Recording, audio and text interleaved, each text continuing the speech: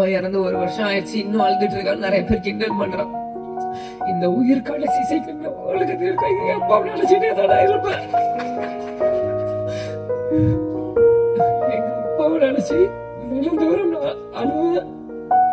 அது எந்த அசிங்கமும் இல்லை, எந்த கோலத்தனமும் இல்லை. விஜயகாந்த் பையன்றது எனக்கு தெரியும்.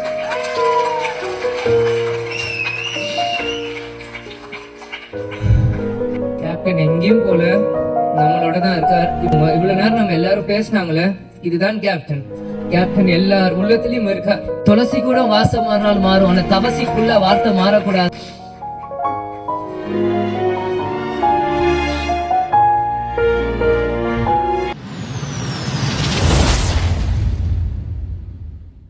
அனைவருக்கும் வணக்கம். கேப்டன் பிரபாகர் இந்த படம் உண்மையிலேயே ஒரு தமிழ் சினிமாவில் எவர்கிரீன் படம்.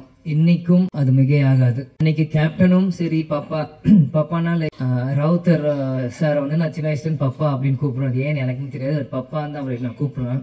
அது பாப்பான்றது சின்ன வயசுல பப்பாவா மாறிடுச்சு எனக்கு தெரியல, அதனால அதை அப்பான்னு தான் அவரை நான் கூப்பிடுவேன். ஸோ கேப்டனும் ராவுத்தர் பாப்பாவும் 2 பேரும் ஒரு மிகப்பெரிய ஒரு படத்தை உருவாக்குறதுக்கு முக்கியமான காரணமா இருந்த செல்வமணி சாரும் நான் சொல்லிக்கிறேன். கேப்டனோட 100வது படம். கேப்டன் மறைந்து ரீரிலீஸ் ஆகி இது கேப்டனோட முதல் படமாக நம்ம எல்லாருமே அதை கொண்டாடணும். கேப்டன் நடிச்சது 156 படம்.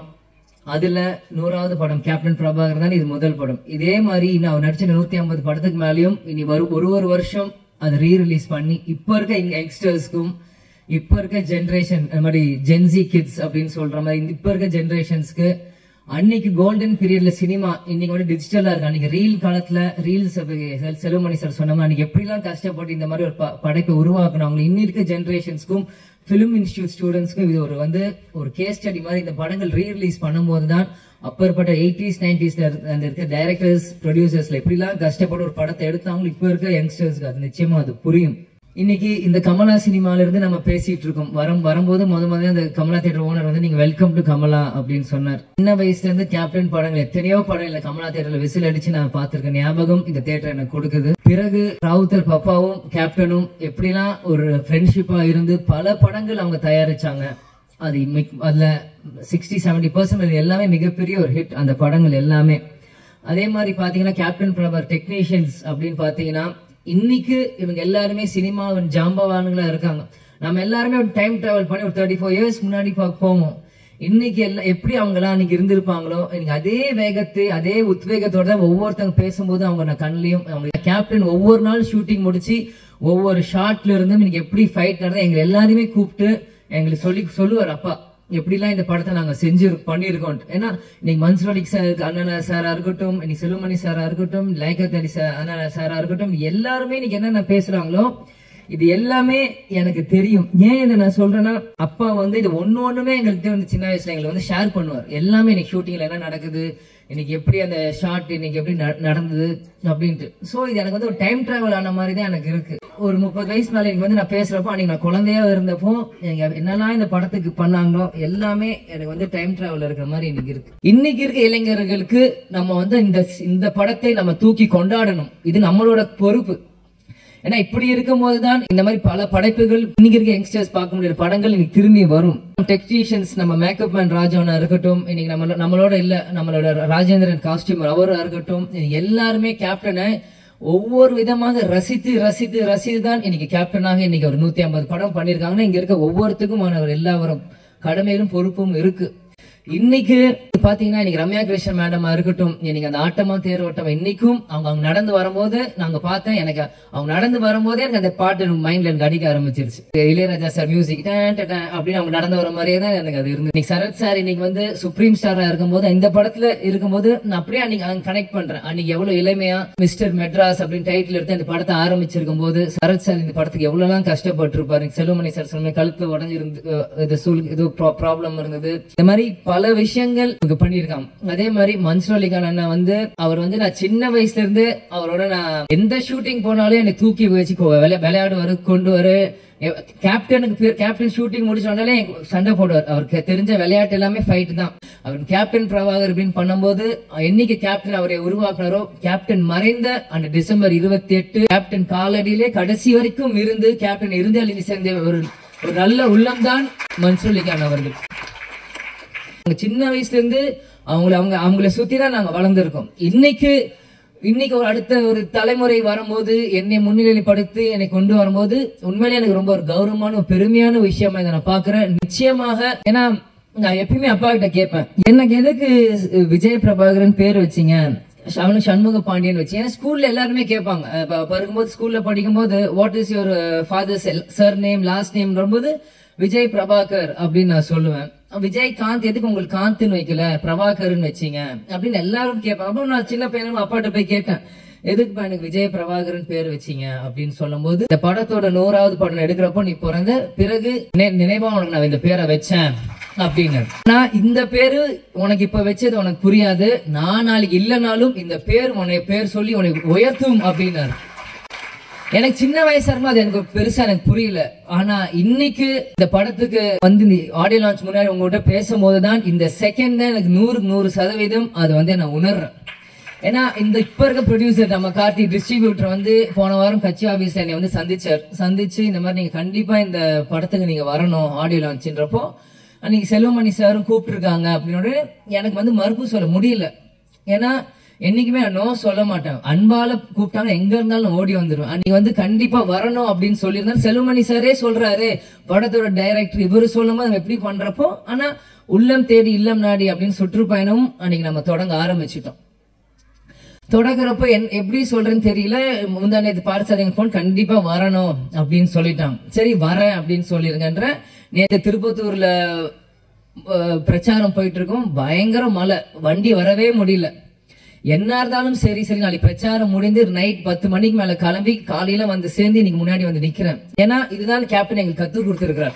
குடும்ப விழாக்கு போறியோ இல்லையான கவலை இல்ல, உன்னை அன்பால கூப்பிட்டா நம்ம கட்சிக்காரங்க சரி சினிமாக்காரங்க யாரு கூப்பிட்டா அந்த செகண்ட் போய் நிக்கணும். ஒரு வார்த்தை கொடுத்துட்டோம்னா அங்க போய் நிக்கணும். இதுதான் சொல்றாரு. துளசி கூட வாசம் மாறினால் மாறும், ஆனா தவசிக்குள்ள வார்த்தை மாறக்கூடாதுன்னா அது இது ஒரு முன்னுதாரணம். இதுக்காக இந்த 35 வருஷத்துக்கு பிறகும் இந்த படம் இங்க ரிலீஸ் ஆகுதுன்னா கண்டிப்பாக அப்பா எனக்கு அந்த பேர் வச்சிருக்காரு. இந்த படத்தை கொண்டாட நீங்க லட்சக்கணக்கான தமிழர்கள் இன்னைக்கு உலகம் முழுவதும் இருக்காங்க. இந்த இடத்தில் நான் இன்னைக்கு கேப்டன் இல்ல, அன்னைக்கு நான் பிறந்தேன், ஆனா இன்னைக்கு அப்பா நம்ம கூட இல்ல. இருந்தாலும் நம்ம அந்த இடத்துல போய் நிக்கணும், கேப்டனுக்கு பதிலா நம்ம போய் இருக்கணும். இந்த படத்தை கேப்டன் இல்லாட்டியும் எங்க அப்பாவை இந்த விஜய் பிரபாகர் நான் கொண்டாடணும் இந்த யூனிட்டோட சேர்ந்து இன்னைக்கு நான் இருக்கேன். அம்மா கூட சொன்னாங்க, எது ஷம்மு தான் சென்னையில இருக்கா போட்டேன். இல்ல நான் போறேன், நான் வரேன்னு சொல்லிட்டு நான் போறேன். எவ்வளவு தூரமா இருந்தாலும் சரி நான் வரேன். முடிச்சுட்டு நாளைக்கு காலம் திரும்பியும் சுற்றுப்பயணம் நான் கலந்துக்கிறேன். ஆனா இன்னைக்கு மத்த இந்த படம்னா கூட நான் யோசிச்சிருப்பேன். ஆனா இந்த டைட்டில் இந்த கேப்டன் பிரபாகர் இந்த விஜய் பிரபாகர் கண்டிப்பா வரணும், அப்பா இல்லாத நேரத்தில் இந்த விஜய் பிரபாகர் கண்டிப்பா இங்க இருக்கணும் அப்படின்னு சொல்லி இந்த விழாவில் நான் பங்கேற்றதுக்கு எனக்கு உண்மையிலேயே ரொம்ப சந்தோஷமாவும் பெருமையாவும் இருக்கு. நான் வாழ்ந்த இந்த வாழ்க்கைக்கு முதல் பலன் நான் அடைஞ்சிட்டேன் அப்படின்னு தான் நான் நினைக்கிறேன். ஏன்னா சின்ன வயசுல இருந்து எல்லாருமே என்னை பிரபாகரன் பிரபாகரன் பிரபாகரன் போது நீ அந்த படத்தப்ப பிறந்த அப்பாங்க இல்ல நான் எமோஷன் ஆகக்கூடாதுன்னு தான் இருக்கேன்.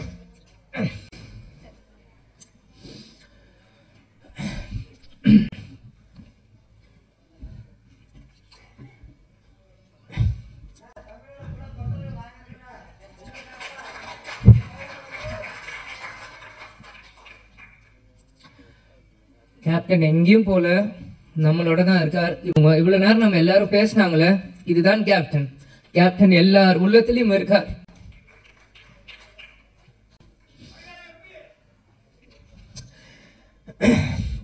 அதெல்லாம் எனக்கு முக்கியம் இல்ல, கடைசி வரைக்கும் விஜயகாந்த் பையன்றது எனக்கு தெரியும்.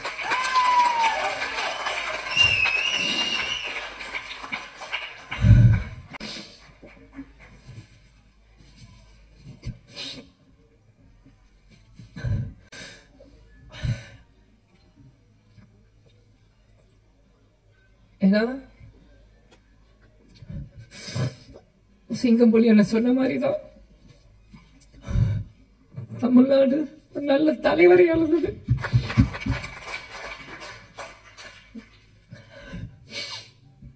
சாரி. ஏன்னா நான் அப்பா இறந்து 1 வருஷம் ஆயிடுச்சு, இன்னும் அழுதுட்டு இருக்கான்னு நிறைய பேர் கிண்டல் பண்றான்.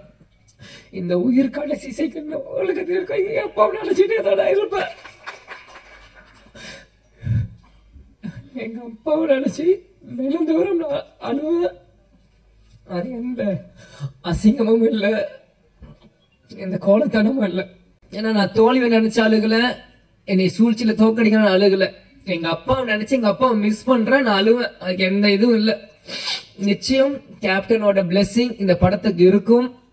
அங்க இருக்க ஒவ்வொரு போட்டோவும் என்னோட ஸ்கூல் புக்ல நான் படிக்கும் போது எங்க அப்பாவோட போட்டோ ஒவ்வொருத்தையும் எங்களோட ஒரு நோட்லயும் எங்க அப்பாவோட ஸ்டிக்கர், இந்த படங்கள் நான் வரும்போது இது எல்லாமே நான் பார்த்தேன். கேப்டன் அந்த ட்ரெயின் ஃபைட்ல அந்த குதிரையில வந்து அந்த ரெட் கோட்ல போட்டு சண்டை போடுறதா இருக்கட்டும், குதிரையில வரதா இருக்கட்டும், ஒன்னும் என்னோட எல்லா 150 படங்கள் நீங்க இன்னைக்கு கூட நீங்க எந்த படம் ஒரு செகண்ட் இந்த ஒரு சின்ன சீன் காமிச்சீங்கன்னா கூட இது கேப்டனோட எந்த படம் நான் சொல்ல முடியும். ஏன்னா சின்ன வயசுல இருந்து எங்க அப்பாவை ரசிச்சு ரசிச்சு ரசிச்சு ரசிச்சு எனக்குள்ள ஏத்திக்கிட்டு இந்த இடத்துல நம்ம நிக்கிறோம்னா கேப்டன் எங்கேயும் இல்லை, நம்ம கூட தான் இருக்கார். கேப்டன் ஒரு மிக சிறந்த தலைவர். அவரோட கொள்கைகளையும் லட்சியத்தையும் வெல்வது தான் இந்த விஜய பிரபா இங்க நான் நிக்கிறேன். எனக்காக இங்க இல்ல.